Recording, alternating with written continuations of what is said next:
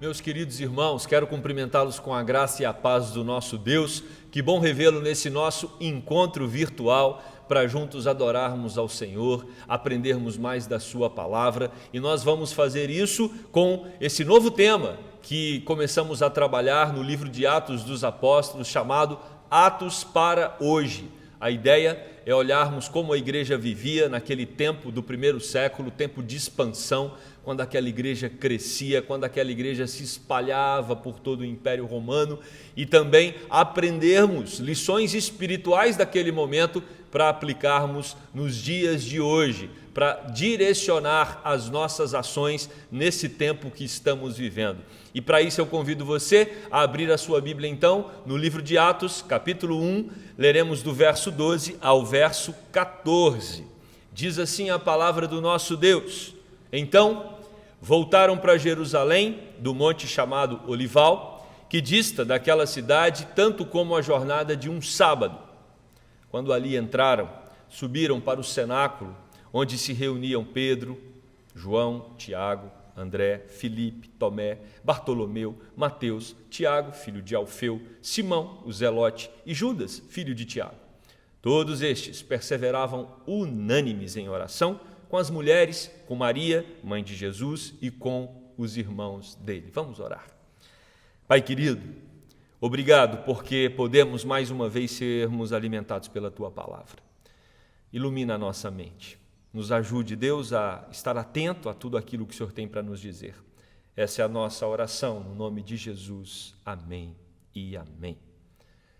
Meus irmãos, no século XVI, a Inglaterra passa por um esfriamento espiritual. A coroa já não consegue mais manter a pureza, zelar pela igreja, e você tem ali um movimento que nasce chamado puritanismo.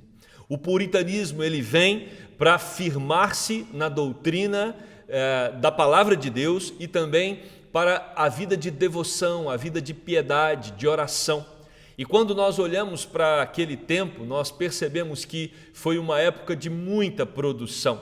Produção não apenas de conteúdos que podem nortear a nossa vida hoje, mas produção também de uma geração que realmente buscou fazer a vontade do Senhor. E uma das pessoas que fez parte desse movimento foi John Bunyan. E ele, quando escreve sobre oração, ele diz o seguinte: oração é um sincero, sensível e afeiçoado derramar do coração ou alma a Deus, através de Cristo, no poder e assistência do Espírito Santo. Tais coisas, como Deus tem prometido, ou de acordo com a sua palavra, existem para o bem da igreja, com submissão em fé, para com a vontade de Deus. Que maravilha, que definição linda. Oração é um sincero, sensível e afeiçoado derramar do nosso coração ou da nossa alma diante de Deus. É quando nós nos prostramos submissos para buscar a vontade daquele que é o Senhor das nossas vidas. Ao olharmos para o livro de Atos, nós percebemos que a igreja começa em oração. Logo depois da ascensão do nosso Senhor Jesus Cristo, o que nós temos é esse texto aqui que acabamos de ler. Quando os apóstolos, junto com Maria, com algumas mulheres, com os irmãos de Jesus, eles se reúnem em oração para buscar a orientação de Deus para as suas vidas. Para entendermos um pouco melhor o que está acontecendo aqui no texto que foi lido, nós precisamos dar uma olhada em todo o seu contexto. E o que é que nós percebemos? Percebemos que o livro de Atos é uma continuação do Evangelho. Quem está escrevendo é Lucas. Lucas é um sírio. Nós, ao observarmos a história, vamos perceber que ele era médico também. Colossenses capítulo 4, verso 14, vai dizer, Paulo diz, né? Sauda-vos Lucas, um médico amado, e também Demas.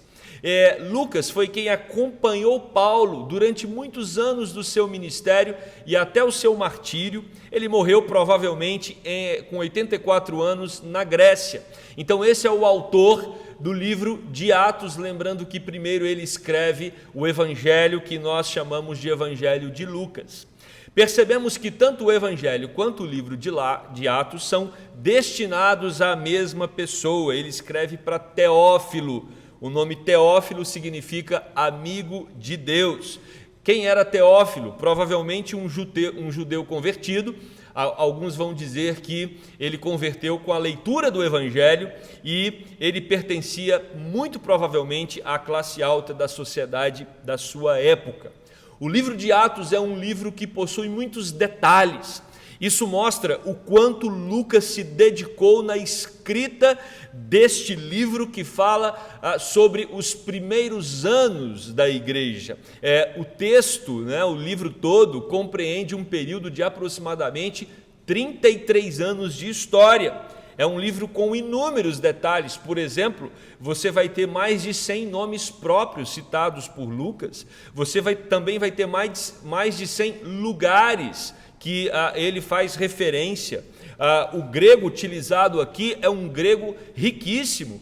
Para você ter uma ideia, parte do livro, quando Lucas escreve para falar a respeito do que acontecia na Palestina, ele vai usar um grego com um tom de aramaico. Quando ele escreve aos gentios, ele usa um grego mais fluente. Nós temos aqui no livro de Atos aproximadamente 26 pronunciamentos que são muito importantes porque eles imprimem a personalidade dos seus autores. Então nós percebemos que Lucas, ele faz desta narrativa, ele faz desse livro uma descrição cuidadosa. E aí ele começa, capítulo 1, versículo 1, tratando a respeito da obra de Jesus. Nós já aprendemos aqui nesse contexto que não só o livro de Atos, mas toda a Escritura, o Novo Testamento, vai começar apontando sempre para aquele que é o centro da igreja. Então, quando nós queremos ter as nossas ações nos dias de hoje norteada pela palavra, nós precisamos, como faz Lucas aqui, falar sobre a obra de Jesus. O que Jesus fez, o que Jesus ensinou, como Jesus viveu aqui na terra.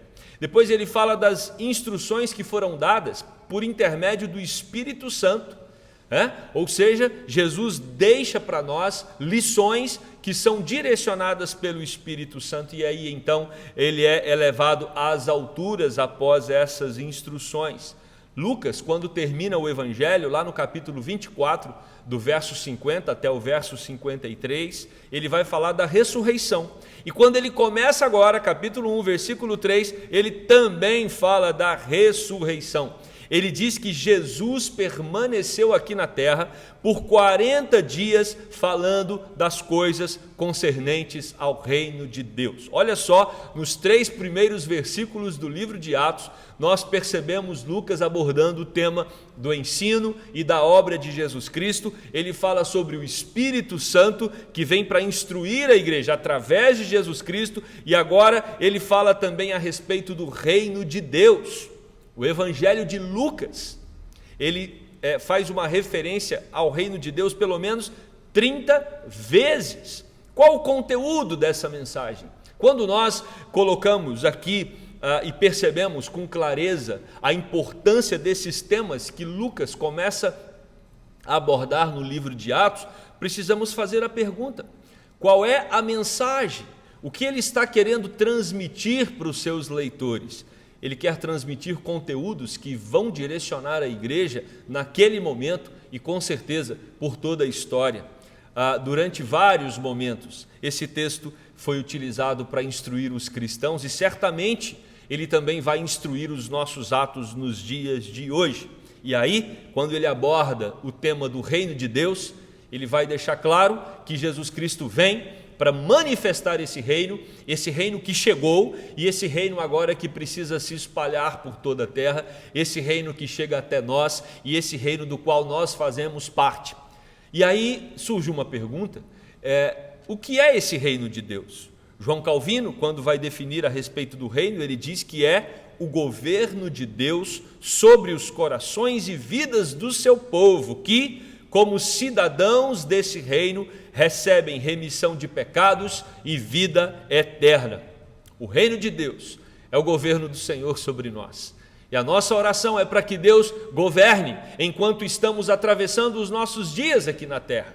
E para isso nós precisamos buscar esse governo, precisamos buscar a orientação, precisamos olhar para as Sagradas Escrituras e entender quais são os princípios, os valores, as éticas, quais são os elementos fundamentais para que possamos viver de acordo com o reino de Deus. O livro de Atos tem muito a nos ensinar nesse sentido.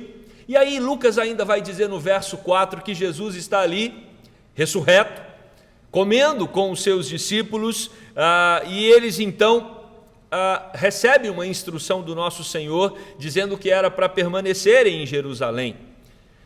Retoma então Jesus Cristo o tema do batismo e do Espírito Santo.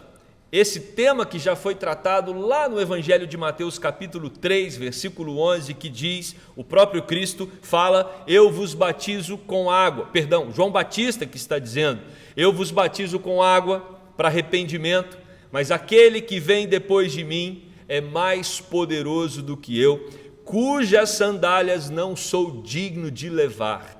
Ele vos batizará com o Espírito Santo e com fogo. João Batista está falando aqui a respeito de Jesus Cristo, e agora Jesus é quem está retomando esse tema, uma vez que ele ressuscitou, ele está dizendo para os seus discípulos que João batizou com água, mas agora eles seriam batizados com o Espírito Santo. E aí nós temos do versículo 6 até o versículo 8, quando os discípulos estão questionando Jesus a respeito da restauração de Israel. Esse era um tema que eles sempre voltavam. Esse era um tema que eles tinham muita curiosidade a respeito. Por quê? Porque eles acreditavam que Jesus viria para instalar um governo político. Vocês se lembram quando dois irmãos chegam para Jesus e dizem, Jesus, será que nós, quando o Senhor vier para reinar, nós poderemos sentar à sua direita e à sua esquerda? E Jesus Cristo então mostra para aqueles discípulos que o reino dele não é daqui. Nós percebemos essa preocupação pairando sempre entre os apóstolos. Quando é Jesus que nós teremos o Senhor assentado no trono de Israel e não estaremos mais nessa posição, julgados, subjugados pelo Império Romano? E Jesus Cristo responde para eles, não vos compete conhecer tempos ou épocas que o Pai reservou para a sua exclusiva autoridade. Meus irmãos, é claro que esse texto aqui, ele está tratando a respeito desse assunto específico quanto à restauração do reinado de Israel, mas nós podemos aplicar nesse momento que estamos vivendo. Temos muitos questionamentos a respeito do tempo e da época. Ficamos em nossas casas nos perguntando quando vai acabar essa pandemia, quando as coisas vão voltar ao normal, quando nós teremos a nossa liberdade de ir e vir retomada. Podemos aplicar esse texto também. Não nos compete conhecer tempos e épocas que o Pai reservou para a sua exclusiva autoridade. Nós sabemos que Deus tem controle sobre todas as coisas. Nós sabemos que o Senhor é aquele que governa sobre todos. E nós então podemos descansar os nossos corações entendendo que tudo está debaixo do governo soberano dele. Kistemacher, quando comenta esse versículo 7 de Atos capítulo 1, ele vai dizer que o Pai tem pleno controle do calendário dos acontecimentos mundiais e levará tudo ao seu destinado fim. O nosso Deus tem controle sobre o calendário do governo mundial. E nós então podemos descansar os nossos corações nessa certeza. E é interessante, porque esse questionamento dos apóstolos, ele tem um viés, ele tem uma característica talvez um pouco egoísta. Por quê? Porque eles querem resolver o problema individual, eles querem resolver uma questão nacional. Senhor, quando é que o Senhor vai restaurar Israel? E na verdade, o que nós temos aqui é Jesus Cristo mostrando para eles que o reino de Deus, a mensagem da ressurreição, a mensagem da salvação, a mensagem da vida eterna deve se espalhar por todo o mundo. E olha o que diz Atos, capítulo 1, versículo 8. Mas recebereis poder ao descer sobre vós o Espírito Santo, e sereis minhas testemunhas, tanto em Jerusalém, como em toda a Judéia e Samaria e até aos confins da terra. Os discípulos estão aguardando a restauração de Israel e Jesus então diz para eles: vocês vão ter muito trabalho daqui para frente. Vocês já estão desejosos para usufruir de um reinado e eu tenho uma missão para vocês. O Espírito Santo vai ser derramado e vocês então vão ter a incumbência, a responsabilidade de começar a expansão da mensagem do reino de Deus, de salvação e de vida eterna. Essa mensagem vai começar a ser derramada, a ser espalhada por Jerusalém e vai atingir até os confins da terra. Eles receberão poder, capacitação para testemunhar e anunciar o amor de Deus ao mundo, porque foi para isso que Jesus Cristo veio. Jesus não veio apenas para restaurar uma nação, e os discípulos vão ter que entender agora que Jesus Cristo veio para cumprir uma obra muito maior e que eles são importantes nesse processo. Assim também, irmãos, acontece com a gente. Nós recebemos a salvação em Cristo Jesus, nós já estamos inseridos no reino de Deus, nós já fazemos parte da família de Deus, mas isso não pode tirar de nós o dever, a sensibilidade e nos impedir de continuar pregando o Evangelho para aqueles que ainda não tiveram acesso. A mensagem precisa se espalhar por toda a terra. Eu e você devemos nos comprometer nessa missão e não simplesmente ficarmos confortáveis porque a mensagem já chegou até nós. E aí nós temos do verso 9 até o verso 11, quando Jesus Cristo é elevado às alturas. Jesus, o Jesus encarnado que comeu com os discípulos, o Jesus que caminhou com eles por 3 anos, o Jesus que eles viram morrer, mas também o Jesus que ressuscitou dentre os mortos, o Jesus que fica ali com eles por 40 dias ressurreto, ele agora é assunto aos céus. 2 anjos vêm para consolar os apóstolos, e esses anjos então dizem que Jesus vai voltar. Nós precisamos nos apegar a essa mensagem dos anjos.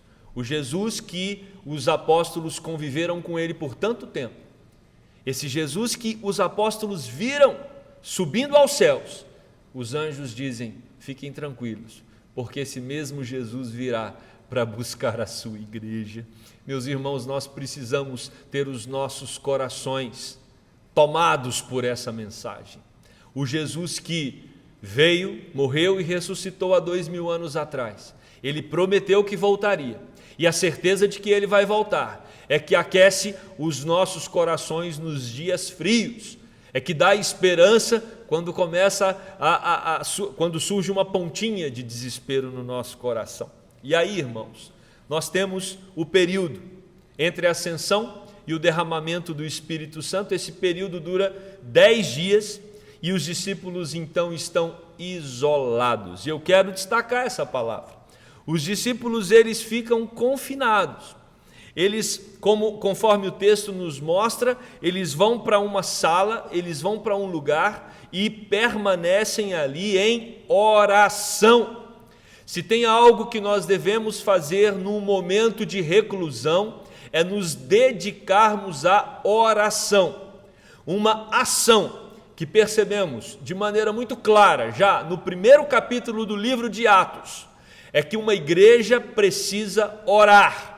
Se nós não orarmos, nós não experimentaremos o cuidado de Deus, a intervenção de Deus, não enxergaremos com clareza o quanto Deus está nos protegendo, nos sustentando, nos amparando, o quanto Ele nos ama e o quanto nós temos acesso à sua bondade, à sua misericórdia, à sua graça. Oração é um exercício que não pode ficar escanteado na nossa vida. Nós precisamos trazer para o centro das nossas ações. O livro de Atos mostra uma igreja que ora, e ora incessantemente, assim como também nós agora, quando estamos isolados em nossas casas, devemos recorrer à vida de oração. Eles estão em transição, assim como nós. nós estamos num momento histórico que passa por profundas transformações. Assim como os apóstolos, eles tiveram uma experiência intensa com Jesus, convivendo com ele ali por 3 anos. Imaginem, irmãos, o quanto a vida de cada um daqueles apóstolos foi transformada pela convivência com Jesus Cristo. Nos acontecimentos mais recentes, eles viram Jesus Cristo sendo preso. Provavelmente, quando isso acontece, bate um desespero em todos os discípulos de Jesus, porque a prisão provavelmente reacende ou acende nos corações deles o desaparecimento de uma esperança. Se Jesus está preso, já não há mais esperança, o reino não será restaurado. E aí eles não só percebem, veem e acompanham a prisão de Jesus, mas também o seu sacrifício, mas eles celebram a ressurreição. E eles não só celebram o fato de Jesus ressuscitar dos mortos, mas também Jesus conviver com eles por um período de 40 dias. Então, eles sofreram um profundo impacto ali com a convivência durante esse tempo com Jesus Cristo. Agora, irmãos, Jesus Cristo foi elevado aos céus e eles estão isolados durante um período, e eles sabem que depois desse período vem uma grande missão, assim como nós. A missão que começou aqui em Atos, a missão que começou em Jerusalém, ela precisa ser espalhada, e Deus está permitindo que fiquemos em nossas casas, e um movimento que nós precisamos fazer é intensificarmos as nossas orações, porque nós cremos e estamos orando por isso. Esse período vai passar e a nossa missão de espalhar a mensagem de amor de Jesus Cristo, ela deve continuar, e para que ela continue com eficiência, assim como os apóstolos cumpriram, com cuidado, com zelo, com dedicação, para que nós cumpramos essa missão, é importante que nós nos dediquemos nesse momento de intensas transformações à vida de oração. Tudo será redefinido, tanto ali naquele momento para os apóstolos, como nos nossos dias. Eles não sabem as dimensões do que está diante deles, assim como nós também não sabemos a dimensão daquilo que está diante de nós. Eles testificaram que Jesus não está no túmulo, eles sabem que Jesus ressuscitou, a ressurreição é palpável para eles, o derramamento do Espírito está prestes a acontecer, a mensagem do reino deve ser divulgada em todo o mundo, mas no momento eles estão isolados, assim como nós. E o que eles fazem no isolamento? Eles oram. O convite então, irmãos, é para que também nos dediquemos à oração. Foi o que Jesus fez no deserto, foi o que Jesus fez no Getsêmani, foi o que Jonas fez na barriga do peixe, foi o que Paulo fez enquanto estava preso. Ou seja, nós percebemos claramente à luz das Sagradas Escrituras, quando Deus permite algo no mundo, ou na nossa família, ou na nossa própria vida, para que fiquemos um pouco mais reclusos, o objetivo de Deus é que nos intensifiquemos na vida de oração. Então, se esta pandemia, se este tempo não tem levado você a uma vida de dedicação mais intensa à oração, talvez esse seja o momento para você reavaliar as suas ações, porque quando olhamos o livro de Atos, precisamos redefinir os nossos próprios atos à luz da palavra de Deus. E o que esse texto vem nos ensinar é que nós precisamos nos dedicar mais à oração. O verso 12 vai dizer que eles estavam no Monte das Oliveiras, e aí então eles têm que andar até Jerusalém, uma jornada de um sábado. Isso equivale a 1 quilômetro, que era a distância que um judeu podia andar no dia de sábado. Então o judeu não podia andar mais de 1 quilômetro no dia de sábado, e é por isso que o texto faz essa referência. Que dia era esse? Era uma quinta-feira, e eles estão ali. Já havia passado 40 dias da Páscoa e eles estão agora reunidos, os 11 apóstolos. Judas havia suicidado, Matias não tinha sido escolhido ainda, então você vê os 11, focados, conectados e estimulados pelas palavras do Cristo ressurreto. É assim que nós devemos estar como Igreja Presbiteriana da Gávea. É claro que nós não podemos nos ajuntar ainda. A nossa oração é para que em breve retornaremos à casa de Deus. Mas o fato de não estarmos aqui no mesmo lugar, juntos, orando, clamando, isso não nos impede de orarmos coletivamente. Você ora na sua casa, cada um ora no ambiente que está, e nós sabemos que as nossas orações vão chegar em unidade na presença do nosso Deus. Eles estão concentrados na missão que terão adiante deles. A presença de Jesus os une, os aquece, os alimenta e os revitaliza, assim como a presença de Jesus hoje também aquece os nossos corações, nos alimenta e nos revitaliza. Os apóstolos ficam ali, orando por 10 dias, até chegar o Pentecostes. E no versículo 14, nós temos a palavra todos. O compromisso da oração não é de um determinado ministério na igreja. O compromisso da oração não é apenas dos pastores da igreja. O compromisso da oração não é apenas dos presbíteros, diáconos. O compromisso da oração é algo que envolve todo o colégio apostólico, mas também é algo que envolve toda a igreja do Senhor Jesus. Quando oramos, nós nos aproximamos de Deus. Quando oramos, nós percebemos melhor o propósito de Deus. Quando oramos, nós conseguimos identificar a vontade de Deus. Agora imagine, irmãos, quando oramos unânimes. É isso que o texto vem nos ensinar. Não era uma oração e cada um para cada lado. Não era o indivíduo buscando a sua própria vontade. Porque quando nós olhamos para esse texto, e não só esse, mas também outros, como veremos adiante, que falam sobre a oração unânime. A oração unânime, ela significa abrir mão da sua própria vontade, abrir mão dos seus projetos pessoais. Para você ter uma oração unânime com seus irmãos, nós precisamos ter o mesmo alvo, nós precisamos ter o mesmo projeto. Por isso que Lucas começa falando no livro de Atos a respeito da centralidade de Jesus, a respeito do reino de Deus, da ressurreição, ou seja, e da missão que o próprio Jesus deu para a igreja. Se nós queremos orar unânimes, nós precisamos entender que o centro da minha vida é Jesus e o centro da sua vida também. Nós precisamos entender que pertencemos ao mesmo reino, nós precisamos entender que nós temos o mesmo chamado, nós precisamos entender que temos a mesma missão, e aí nós teremos os mesmos motivos para orar. A nossa oração não vai discordar, porque estamos todos no mesmo caminho. Homo tu madon, é isso que significa no grego, essa palavra que significa unânimes. Homo tu madon, são duas palavras que significam impedir e em uníssono. Qual a ideia? A imagem pode ser musical, como os instrumentos de uma grande orquestra, sob a direção de um maestro. Assim é o Espírito Santo, quando nós oramos.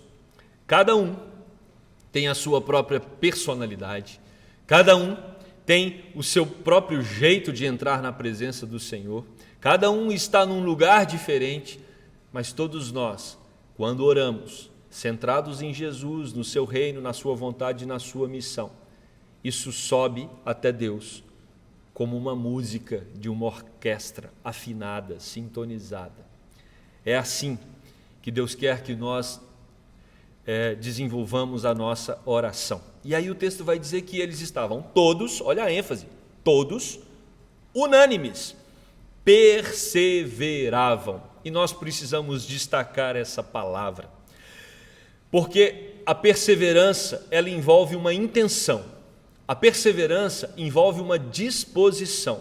A perseverança implica em disciplina. A oração não pode ser uma opção na nossa vida. A oração precisa ser uma prioridade. E para ser uma prioridade, ela precisa estar na nossa agenda. Nós precisamos colocá-la no despertador e precisamos entender que aquele momento ele é importante e inegociável. Não podemos negociar o tempo da nossa oração, o tempo da nossa comunhão com Deus. E às vezes, como falamos no domingo passado, podemos nos dispersar com coisas que são vazias, coisas inúteis, coisas que não produzem em nós nenhum amadurecimento, nenhum crescimento, e às vezes nos envolvemos com essas coisas e deixamos de orar. A igreja precisa se concentrar naquilo que é prioridade, e o que nós aprendemos no primeiro capítulo de Atos é que uma prioridade daqueles discípulos, uma prioridade daqueles primeiros cristãos era a vida de oração. E eles estão ali, os discípulos com as mulheres. Quem são essas mulheres? É fantástico perceber no primeiro capítulo de Atos que nós temos os apóstolos chamados por Jesus, mas nós também temos a presença das mulheres. Isto mostra a essência da igreja. A igreja não faz acepção de pessoas desde a sua origem. Essas mulheres, elas foram seguidoras do próprio Senhor Jesus Cristo, assim como os discípulos. Elas acompanharam Jesus durante o seu ministério. Elas encontraram refrigério, salvação, sustento, cuidado, amor em Jesus Cristo. E mais, essas mulheres ajudaram a sustentar financeiramente o ministério do nosso Senhor. Isso nos traz muitas lições. A primeira delas é que Jesus acolhe as mulheres, assim como Jesus acolhe os homens, assim como Jesus acolhe as crianças. O nosso Senhor Jesus Cristo, Ele convida a todos que têm sede. É só ir até Ele que Ele vai matar a sua sede. Jesus Cristo não fragmenta o ser humano, ou Jesus Cristo não fragmenta a sociedade em classes. Jesus não fragmenta a sociedade pela cor da pele, muito pelo contrário. O que nós percebemos é um Jesus que veio para morrer por gente. Se você é gente, não importa a sua classe social, não importa a sua nacionalidade, não importa a cor da sua pele, Jesus Cristo te ama. E quando você crê nele como Senhor e Salvador, quando você se prostra diante do senhorio dele, você se torna um irmão de todos os outros que professam a mesma fé. Essa é a maravilha de ser igreja. É essa igreja que ao longo dos séculos tem pregado esse amor que une pessoas do mundo inteiro. É claro que você pode encontrar um ou outro que faz parte da igreja, tendo um comportamento que não condiz com aquele que está estabelecido no ministério de Jesus e aqui no primeiro capítulo de Atos, mas a essência da igreja está aqui.